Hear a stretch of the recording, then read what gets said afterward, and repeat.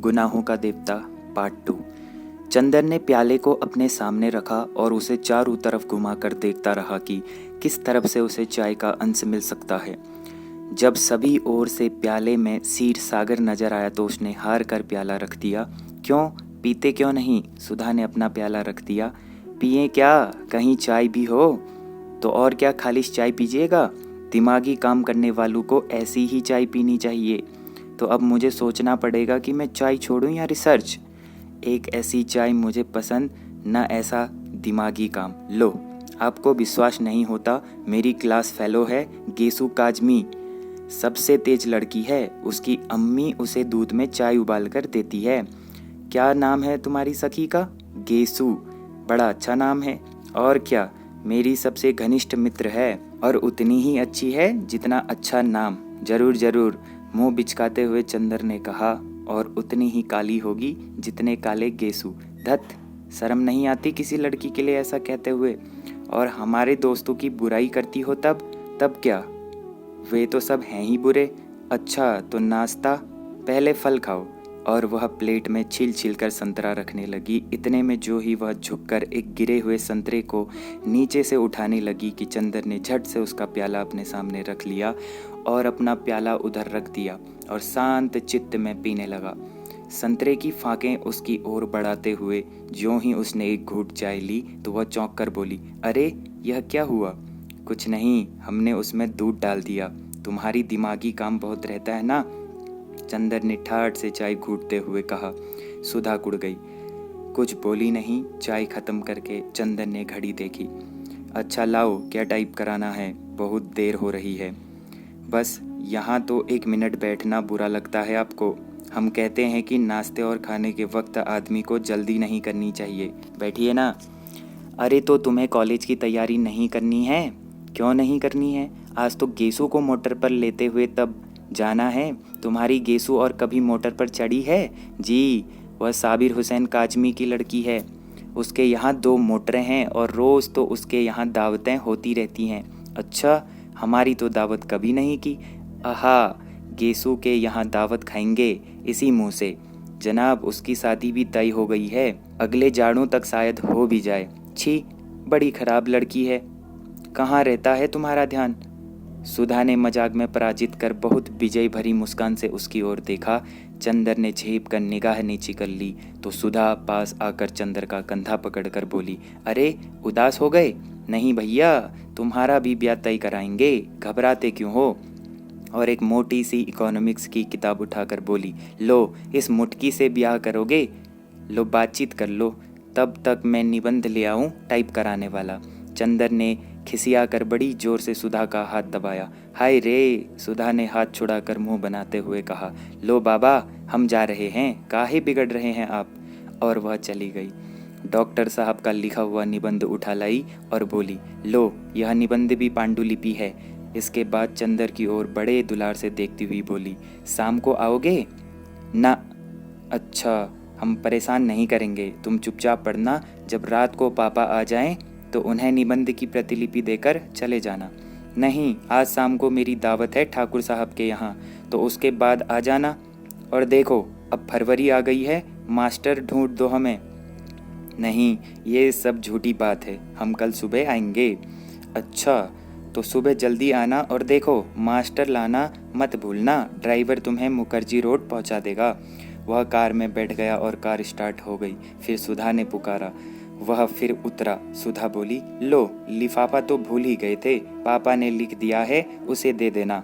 अच्छा, कहकर फिर चंदर चला कि फिर सुधा ने पुकारा, सुनो, एक बार मैं क्यों नहीं कह देती सब? चंदर ने झल्ला कर कहा, अरे बड़ी गंभीर बात है। देखो, वहाँ कुछ ऐसी वैसी बात मत कहना लड़की से, वरना उसके यहाँ 2 बड़े बड़े बुलडॉग हैं। कहकर उसने गाल फुलाकर आंख फैलाकर ऐसी बुलडॉग की भंगिमा बनाई कि चंदर हंस पड़ा। सुधा भी हंस पड़ी। ऐसी थी सुधा और ऐसा था चंदर। सिविल लाइंस के एक उजाड़ हिस्से में एक पुराने से बंगले के सामने आकर मोटर रुकी। बंगले का नाम था रोज लॉन। कंपाउंड में जंगली घास उग रही थी और गुलाब के फूलों के बजाय अहाते से मुर्गी के पंख बिखरे पड़े थे। रास्ते पर भी घास उगाई थी और फाटक पर, जिसके एक खंबे की कार्निश टूटी हुई थी। बजाय लोहे के दरवाजे के 2 आड़े बांस लगे हुए थे। फाटक के एक ओर एक छोटा सा लकड़ी का नाम पटल लगा था, जो कभी काला रहा होगा, लेकिन जिसे धूल, बरसात और हवा ने चितकबरा बना दिया था। चंदर मोटर से उतरकर उस बोर्ड पर लिखे हुए अधमिटे सफ़ेद अक्षरों को पढ़ने की कोशिश करने लगा, और जाने किसका मुंह देखकर सुबह उठा था कि उसे सफलता भी मिल गई। पर उस पर लिखा क्या था? A.F. डिक्रूज। उसने जेब से लिफाफा निकाला और पता मिलाया। लिफाफे पर लिखा था मिस पी डिक्रूज। यही बंगला है, उसे संतोष हुआ। हॉर्न दो, उसने ड्राइवर से कहा। ड्राइवर ने हॉर्न दिया, लेकिन किसी का बाहर आना तो दूर, एक मुर्गा जो अहाते में कुड़कुड़ा रहा था, उसने मुड़कर बड़े संदेश और त्रास से चंदर की ओर देखा और उसके बाद पंख फड़फड़ाते हुए, चीखते हुए जान छोड़कर भागा। बड़ा मनहूस बंगला है, यहाँ आदमी रहते हैं या प्रेत? कपूर ने ऊब कर कहा और ड्राइवर से बोला, जाओ तुम, हम अंदर जाकर देखते हैं। अच्छा हुजूर, सुधा बीबी से क्या कह देंगे? कह देना पहुंचा दिया। कार मुड़ी और कपूर बांस फाद कर अंदर घुस गया।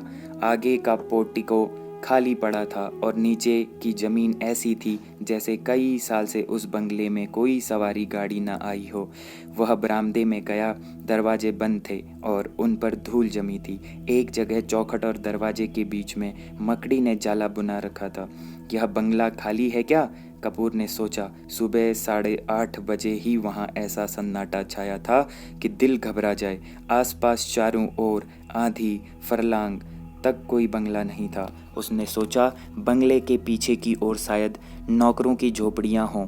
वह दाएं बाजू से मुड़ा और खुशबू का एक तेज झोंका उसे चूमता हुआ निकल गया।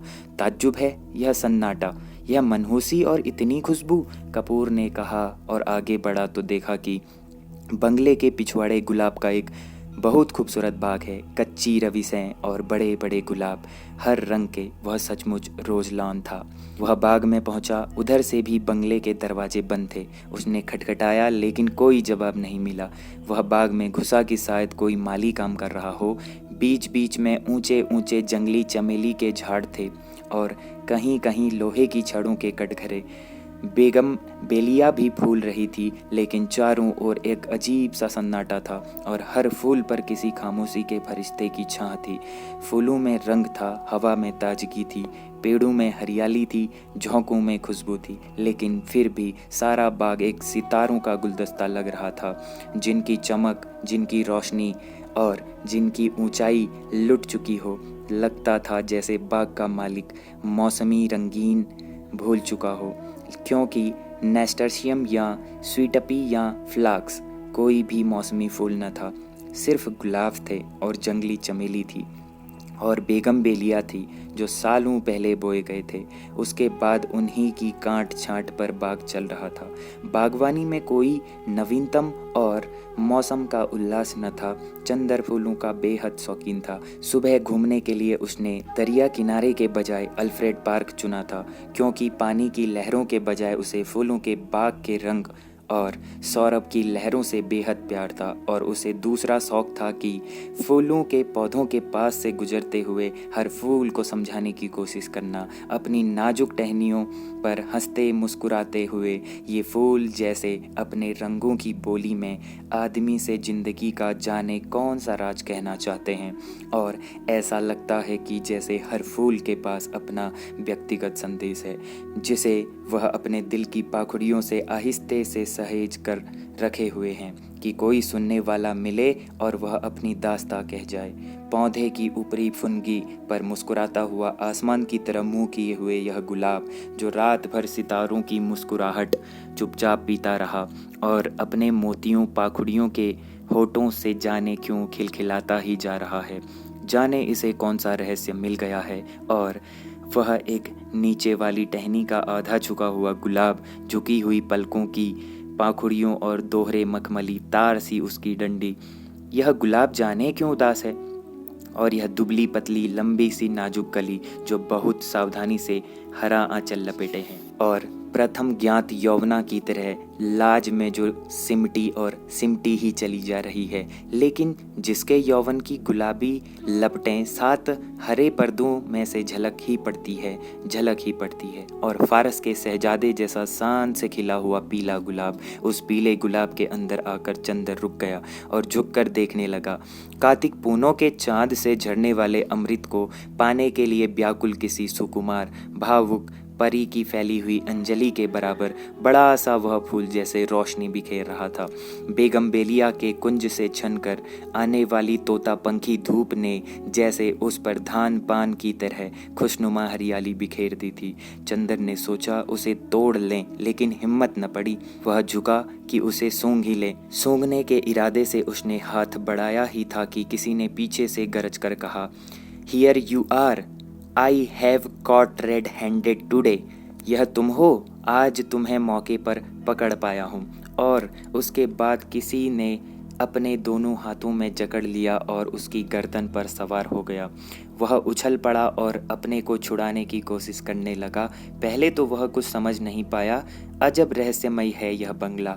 एक अव्यक्त भय और एक सिहरन में उसके हाथ पांव ढीले पड़ गए थे, लेकिन उसने हिम्मत करके अपना एक हाथ छुड़ा लिया और मुड़कर देखा तो एक बहुत कमज़ोर बीमार सा पीली आंखों वाला गोरा उसे पकड़े हुए था। चंदर ने दूसरे हाथों को फिर पकड़ने की कोशिश करता हुआ वह हाँफता हुआ बोला अंग्रेजी में, रोज़ रोज़ यहाँ से फूल गायब होते थे। मैं कहता था कौन ले जाता है। हो वह हाँफता जा रहा था। आज मैंने पकड़ा तुम्हें। रोज चुपके से चले जाते थे। वह चंदर को कसकर पकड़े था, लेकिन उस बीमार गोरे की सांस जैसे छूटी ही जा रही थी। चंदर ने उसे झटका देकर धकेल दिया और डांट कर बोला, क्या मतलब है तुम्हारा? पागल है क्या? खबरदार जो हाथ बढ़ाया, अभी ढेर कर दूंगा तुझे, गोरा सुअर। और उसने अपनी आस्तीनें चढ़ाई। वह धक्के से गिर गया था। धूल झाड़ते उठ बैठा और बड़ी ही रोनी आवाज में बोला, कितना जुल्म है। मेरे फूल भी तुम चुरा ले गए और मुझे इतना हक भी नहीं है कि मैं तुम्हें धमकाऊं। अब तुम मुझसे लड़ोगे? तुम जवान हो, मैं बूढ़ा हूँ। हाय रे मैं। और सचमुच वह रोने लगा हो। चंदर ने उसका रोना देखा और सारा गुस्सा हवा हो गया और हंसी रोककर बोला, गलत फहमी है जनाब, मैं बहुत दूर रहता हूँ। मैं चिट्ठी लेकर मिस डिक्रूज से मिलने आया था। उसका रोना नहीं रुका। तुम बहाना बनाते हो और अगर मैं विश्वास नहीं करता तुम मारने की धमकी देते हो। अगर मैं कमज़ोर न होता तो तुम मुझे पीस कर खा जाते और तुम्हारी खोपड़ी कुचल कर फेंक देता, जैसे तुमने मेरे फूल फेंके होंगे। फिर तुमने गाली दी, मैं उठकर तुम्हें अभी नाले में फेंक दूंगा। अरे बाप रे, दौड़ो, मुझे मार डाला, पापी टामी। अरे दोनों कुत्ते मर गए। उसने डर के मारे चीखना शुरू किया। क्या है बंटी, क्यों चिल्ला रहे हो? बाथरूम के अंदर से किसी ने चिल्लाकर कहा। अरे मार डाला इसने, दौड़ो। झटके से बाथरूम का दरवाजा खुला। बेदिंग गाउन पहने हुए एक लड़की दौड़ती हुई आई और चंदर को देखकर रुक गई। क्या है? उसने डांट कर पूछा। कुछ नहीं, शायद पागल मालूम होता है। जबान संभाल कर बोलो, वह भाई है मेरा। ओ कोई भी हो, मैं मिस डिक्रूज से मिलने आया था। मैंने आवाज़ दी तो कोई नहीं बोला। मैं बाग में घूमने लगा, इतने में इसने मेरी गर्दन पकड़ ली। यह बीमार और कमज़ोर है, वरना अभी गर्दन दबा देता। गोरा उस लड़की के आते ही फिर तनकर खड़ा हो गया और दांत पीस कर बोला, अरे मैं तुम्हारे दांत तोड़ दूंगा, बदमाश कहीं का। चुपके आया और गुलाब तोड़ने लगा। मैं चमेली की झाड़ के पीछे छिपा देख रहा था। अभी मैं पुलिस को बुलाती हूँ, तुम देखते रहो। बर्टी इसे, मैं फ़ोन करती हूँ, लड़की ने डांटते हुए कहा। अरे भाई, मैं मिस डिक्रूज से मिलने आया हूँ। मैं तुम्हें नहीं जानती, झूठा कहीं का। मैं मिस डिक्रूज हूँ। देखिए तो यह खत। लड़की ने खत खोला और पढ़ा। एकदम उसने आवाज़ बदल दी। छी बर्टी, तुम किसी दिन पागल खाने जाओगे। आपको डॉक्टर शुक्ला ने भेजा है। तुम तो मुझे बदनाम कर डालोगे। उनकी शकल और भी रोनी हो गई। मैं जानता नहीं था। और भी घबरा कर कहा, माफ़ कीजिएगा। लड़की ने बड़े मीठे स्वर में साफ हिंदुस्तानी में कहा, मेरे भाई का दिमाग जरा ठीक नहीं रहता। जब से इनकी पत्नी की मौत हो गई, इसका मतलब ये नहीं कि ये भले आदमी की इज्जत उतार लें। चंदर ने बिगड़ कर कहा, देखिए बुरा मत मानिए, मैं इनकी ओर से माफ़ी मांगती हूँ। आइए चलिए अंदर। उसने चंदर का हाथ पकड़ लिया। उसके हाथ के उस तुषार स्पर्श से चंदर सिहर उठा और उसने हाथ झटकर कहा, अफसोस आपका हाथ तो बर्फ है। लड़की चौंक गई। वह सद्य स्नाता सहसा सचेत हो गई और बोली, अरे शैतान, तुम्हें ले जाए बड्डी। तुम्हारे पीछे मैं बेदिंग गाउन में भाग आई। और बेदिंग गाउन के दोनों कॉलर पकड़कर उसने अपनी खुली गर्दन ढकने का प्रयास किया और फिर अपनी पोशाक पर लज्जित होकर भागी। अभी तक गुस्से के मारे चंदर ने उस पर ध्यान नहीं दिया था, लेकिन उसने देखा कि वह 23 बरस की दुबली पतली तरुणी है। लहराता हुआ बदन, गले तक कटे हुए बाल, एंग्लो इंडियन होने के बावजूद गोरी नहीं है। चाय की तरह वह हल्की, पतली, भूरी और तुर्स थी। भागते वक्त ऐसी लग रही थी जैसे छलकती हुई चाय। इतने में वह गोरा उठा और चंदर का कंधा छूकर बोला, माफ़ करना भाई, उससे मेरी शिकायत मत करना। असल में ये गुलाब मेरी मृत पत्नी की यादगार हैं। जब इनका पहले पेड़ आया था तब मैं इतना ही जवान था जितने तुम, और मेरी पत्नी उतनी ही अच्छी थी जितनी पम्मी। कौन पम्मी? यह मेरी बहन परमिला डिक्रूज। ओह, कब मरी आपकी पत्नी? माफ़ कीजिएगा, मुझे भी मालूम नहीं था। हाँ, मैं बड़ा अभागा हूँ, मेरा दिमाग कुछ खराब है। देखिए, कहकर उसने झुककर अपनी खोपड़ी चंदर के सामने कर दी और बहुत गिड़गिड़ा कर बोला, पता नहीं कौन मेरे फूल चुरा ले जाता है। अपनी पत्नी की मृत्यु के बाद 5 साल से मैं इन फूलों को संभाल रहा हूँ। हाय रे मैं, जाइए, पम्मी बुला रही है। पिछवाड़े के सहन का बीच का दरवाज़ा खुल गया था और पम्मी कपड़े पहनकर बाहर झांक रही थी। चंदर आगे बढ़ा और गोरा मुड़कर अपने गुलाब और चमेली की झाड़ी में खो गया। चंदर गया और कमरे में पड़े हुए सोफे पर बैठ गया। शैम्पू से धुले हुए रूखे बाल जो मचले पड़ रहे थे, खुशनुमा आसमानी रंग का एक पतला चिपका हुआ झीना ब्लाउज और ब्लाउज पर एक फ्लैनेल का फुल पैंट जिसके 2 गेलिस कमर, छाती और कंधे पर चिपके हुए थे। होंठों पर एक हल्की लिपस्टिक की झलक मात्र थी और गले पर बहुत हल्का पाउडर जो बहुत नज़दीक से ही मालूम होता था। लंबे नाखूनों पर हल्की गुलाबी पेंट। वह आई, निसंकोच भाव से उसे सोफे पर कपूर के बगल में बैठ गई और बड़ी मुलायम आवाज़ में बोली, मुझे बड़ा दुख है मिस्टर कपूर, आपको बहुत तवालत उठानी पड़ी। चोट तो नहीं आई? नहीं नहीं, कोई बात नहीं। कपूर का सारा गुस्सा हवा हो गया। कोई भी लड़की निसंकोच भाव से इतनी अपनायत से सहानुभूति दिखाए और माफ़ी मांगे तो उसके सामने कौन पानी पानी नहीं हो जाएगा। और फिर वह भी तब जबकि उसके होठों पर न केवल बोली अच्छी लगती हो वरना लिपस्टिक भी इतनी प्यारी हो। लेकिन चंदर की एक आदत थी, और चाहे कुछ न हो, कम से कम वह यह अच्छी तरह जानता था कि नारी जाति से व्यवहार करते समय कहाँ पर कितनी ढील देनी चाहिए, कितना कसना चाहिए, कब सहानुभूति में उन्हें झुकना चाहिए, कब अकड़कर। इस वक्त जानता था कि इस लड़की से वह जितनी सहानुभूति चाहे ले सकता है अपने अपमान के हर्जाने के तौर पर। इसलिए कपूर साहब बोले, लेकिन मिस डिक्रूज, आपके भाई बीमार होने के बावजूद बहुत मजबूत है। उफ, गर्दन जैसे अभी तक जलन हो रही है। ओहो, सचमुच मैं बहुत शर्मिंदा हूँ। देखूं? और कॉलर हटाकर उसने गर्दन पर अपनी बर्फीली उंगलियां रख दी। लाइए, लोशन मल दूं मैं? धन्यवाद धन्यवाद, इतना कष्ट न कीजिएगा, आपकी उंगलियां गंदी हो जाएंगी, कपूर ने बड़ी शालीनता से कहा।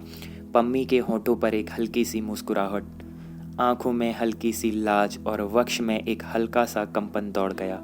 यह वाक्य कपूर ने चाहे शरारत में ही कहा हो, लेकिन इतना शांत और संयत स्वरों में कि पम्मी कुछ प्रतिवाद भी न कर सकी। और फिर 6 बरस से 60 बरस तक की कौन ऐसी स्त्री है जो अपने रूप की प्रशंसा पर बेहोश न हो जाए। अच्छा लाइए, वह स्पीच कहाँ है जो मुझे टाइप करनी है? उसने विषय बदलते हुए कहा। यह लीजिए, कपूर ने दे दी। यह तो मुश्किल से 3-4 घंटे का काम है। और पम्मी स्पीच को उलट पुलट कर देखने लगी। माफ़ कीजिएगा, अगर मैं कुछ व्यक्तिगत सवाल पूछूं, क्या आप टाइपिस्ट हैं? कपूर ने बहुत शिष्टता से पूछा। जी नहीं, पम्मी ने उन्हीं कागजों पर नज़र गड़ाते हुए कहा। मैंने कभी टाइपिंग और शॉर्ट हैंड सीखी थी और तब मैं सीनियर कैम्ब्रिज पास करके यूनिवर्सिटी गई थी। यूनिवर्सिटी मुझे छोड़नी पड़ी क्योंकि मैंने अपनी शादी कर ली। अच्छा, आपके पति कहाँ हैं? रावलपिंडी में आर्मी में हैं। लेकिन फिर आप डिक्रूज क्यों लिखती हैं? और फिर मिस? क्योंकि हम लोग अलग हो गए हैं ना। और स्पीच के कागज़ को फिर से तह करती हुई बोली, मिस्टर कपूर, आप अविवाहित हैं? जी हाँ। और विवाह करने का इरादा तो नहीं रखते? नहीं। बहुत अच्छे, तब तो हम लोगों में निभ जाएगी। मैं शादी से बहुत नफरत करती हूँ। शादी अपने को दिया जाने वाला सबसे बड़ा धोखा है। देखिए, ये मेरे भाई हैं, न कैसे पीले और बीमार से पड़े हैं। ये पहले बड़े तंदुरुस्त और टेनिस में प्रांत के अच्छे खिलाड़ियों में से एक थे। एक बिशप की दुबली पतली भावुक लड़की से इन्होंने शादी कर ली और उसे बेहद प्यार करते थे। सुबह शाम दोपहर रात कभी उसे अलग नहीं होने देते थे। हनीमून के लिए उसे लेकर सिलोन गए थे। वह लड़की बहुत कलाप्रिय थी, बहुत अच्छा नाचती थी, बहुत अच्छा गाती थी और खुद गीत लिखती थी। यह गुलाब का बाग उसी ने बनवाया था और इन्हीं के बीच में दोनों बैठकर घंटों गुजार देते थे। कुछ दिनों बाद दोनों में झगड़ा हुआ। क्लब में बॉल डांस था और उस दिन वह लड़की बहुत अच्छी लग रही थी, बहुत अच्छी। डांस के वक्त इनका ध्यान डांस की तरफ कम था, अपनी पत्नी की तरफ ज़्यादा। इन्होंने आवेश में उनकी उंगलियां जोर से दबा दी। वह चीख पड़ी और सभी इन लोगों की ओर देखकर हंस पड़े। वह घर आई और बहुत बिगड़ी। बोली, आप नाच रहे थे या टेनिस का मैच खेल रहे थे? मेरा हाथ था या टेनिस का रैकेट? इस बात पर बट्टी भी बिगड़ गया और उस दिन से जो इन लोगों में खटकी तो फिर कभी न बनी। धीरे धीरे वह लड़की एक सार्जेंट को प्यार करने लगी। बट्टी को इतना सदमा हुआ कि वह बीमार पड़ गया, लेकिन बट्टी ने तलाक नहीं दिया, उस लड़की से कुछ कहा भी नहीं और उस लड़की ने सार्जेंट से प्यार जारी रखा। लेकिन बीमारी में बट्टी की बहुत सेवा की। बट्टी अच्छा हो गया। उसके बाद उसको एक बच्ची हुई और उसी में वह मर गई। हालांकि हम लोग सब जानते हैं कि वह बच्ची उस सार्जेंट की थी, लेकिन बर्टी को यकीन नहीं होता कि वह सार्जेंट को प्यार करती थी। वह कहता है, यह दूसरे को प्यार करती होती तो मेरी इतनी सेवा कैसे कर सकती थी भला। उस बच्ची का नाम बर्टी ने रोज रखा और उसे लेकर दिन भर उन्हीं गुलाब के पेड़ों के बीच में बैठा करता था, जैसे अपनी पत्नी को लेकर बैठता था। 2 साल बाद बच्ची को सांप ने काट लिया, वह मर गई और तब से बर्टी का दिमाग ठीक नहीं रहता। खैर, जाने दीजिए, आइए अपना काम शुरू करें। चलिए अंदर के स्टडी रूम में चलें। चलिए, चंदर बोला और पम्मी के पीछे पीछे चल दिया। मकान बहुत बड़ा था और पुराने अंग्रेजों के ढंग पर सजा हुआ था। बाहर से जितना पुराना और गंदा नजर आता था, अंदर से उतना ही आलीशान और सुथरा। ईस्ट इंडिया कंपनी के ज़माने की छाप थी अंदर। यहाँ तक कि बिजली लगने के बावजूद अंदर पुराने बड़े बड़े हाथ से खींचे जाने वाले पंखे लगे थे। 2 कमरों को पार कर वे लोग स्टडी रूम में पहुँचे। बड़ा कमरा जिसमें चारों तरफ अलमारियों में किताबें सजी हुई थी। 4 कोने में 4 मेज़ें लगी हुई थी, जिसमें कुछ बस्ट और कुछ तस्वीरें स्टैंड के सहारे रखी हुई थी। एक अलमारी के नीचे खाने में टाइपराइटर रखा था। पम्मी ने बिजली जला दी और टाइपराइटर खोलकर साफ करने लगी। चंदर घूमकर किताबें देखने लगा। एक कोने में कुछ मराठी की किताबें रखी थी। उसे बड़ा ताज्जुब हुआ। अच्छा पम्मी? ओह माफ़ कीजिएगा मिस डिक्रूज। नहीं, आप मुझे पम्मी पुकार सकते हैं, मुझे यही नाम अच्छा लगता है। हाँ, क्या पूछ रहे थे आप? क्या आप मराठी भी जानती हैं? नहीं, मैं तो नहीं, मेरी नानी जी जानती थी। क्या आपको डॉक्टर शुक्ला ने हम लोगों के बारे में कुछ नहीं बताया? नहीं, कपूर ने कहा। अच्छा, ताज्जुब है, पम्मी बोली। आपने ट्रेनॉली डिक्रूज का नाम सुना है ना?